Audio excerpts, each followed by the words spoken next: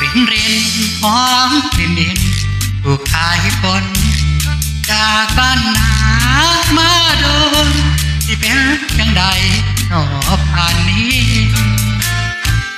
ฝนย่อยลงมาของไร่ของนาอยากเกี่ยวไก่ทีหน่อไม้ไทยผักติ้วทุกทีหอดมือนี้ไทยเสียนใจ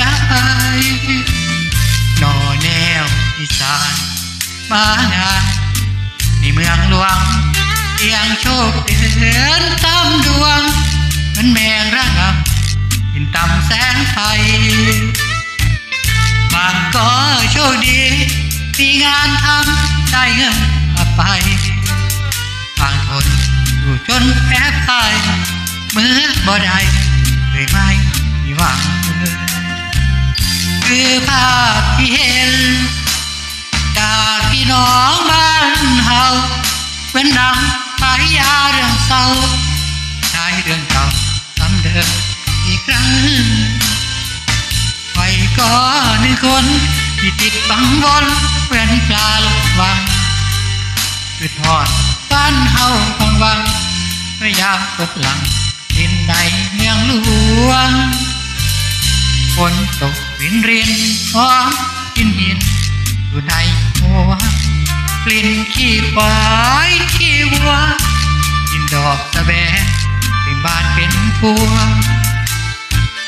ส่งสายตาเงาผ่านสายตาเขาเมื่อคราวเมืองหลวงฝากใจจะไปถามทวงคิดฮอดไม่บอกที่พอที่แพ้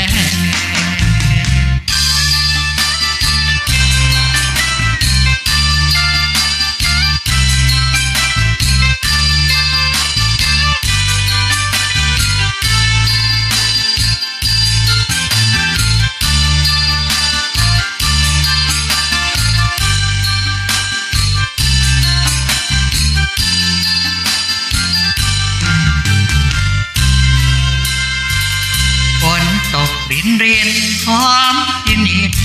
อยู่ในหัวกลิ่นขี้ควายขี้วัวกินดอกสะแบงถึงบ้านเป็นพวงส่งสายตาเงาผ่านสายตาเขาเมื่อเข้าหลวง